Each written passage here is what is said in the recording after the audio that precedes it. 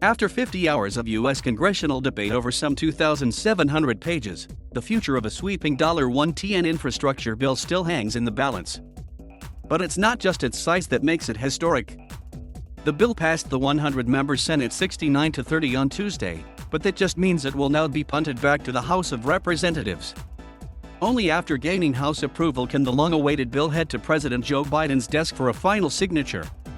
As the hefty, once-in-a-generation legislation continues its trudge through the halls of Capitol Hill, let's leave the debates on the floor and take a look instead at the most interesting numbers to come out of it.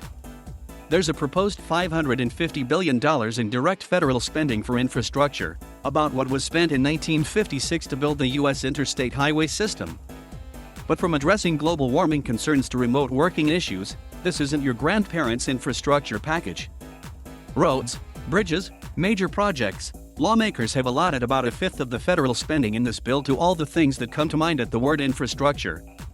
It could be called overdue. A World Economic Forum report in 2019 put the U.S. shy of the top 10 among other wealthy nations for transportation infrastructure. And 20% of major highways and roads plus 45,000 bridges are considered to be in poor condition, according to the White House. There's also an additional $55 billion set out for water infrastructure, to replace lead pipes and ensure access to clean drinking water. That train's feature in this historic legislation is unsurprising under a president with an Amtrak station named after him. Though it's less money than Mr. Biden initially hoped for, $66 billion has been set aside to upgrade passenger and freight rail, with grants as well for intercity and high-speed train services. The funds would also go towards connecting more areas with rail, beyond the eastern seaboard. The digital divide has become a bigger issue in recent years, with inequalities thrown into relief during the remote everything of the pandemic. This allotment seeks to link up millions living in rural and lower-income communities with reliable internet access.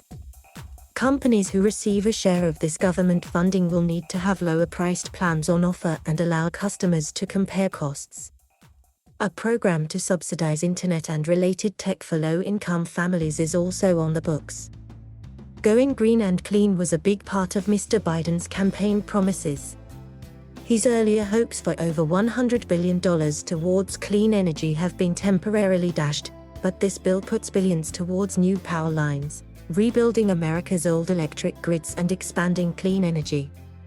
Building new transmission lines with higher voltage capacities will be key to getting this clean energy out across the country.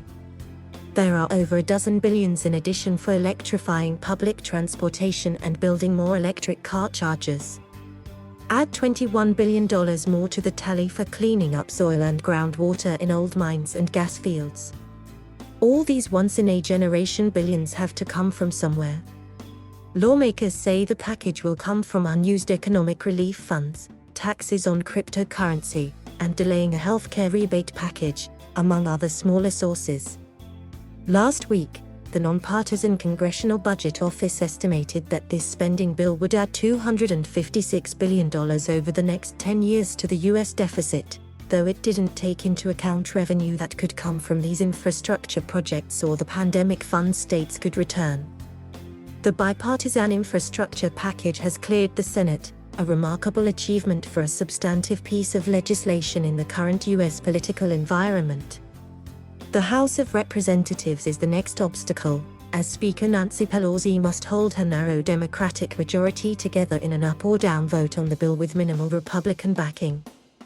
Given the slim margins, expect both moderates and left-wing Democrats in the chamber to extract as many concessions as they can before pledging their support. To shore up the latter, Mrs. Pelosi has already promised to delay the infrastructure vote until after the Senate also approves the framework for a larger, partisan spending package that contains many of their liberal policy priorities.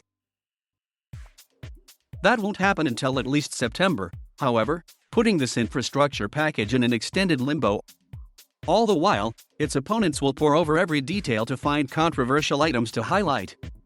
That this bipartisan infrastructure bill has come so far is a testament to the overall appeal of its contents. Construction projects are tangible accomplishments that politicians of all stripes love to tout. It still has a long way to go before it becomes law, however.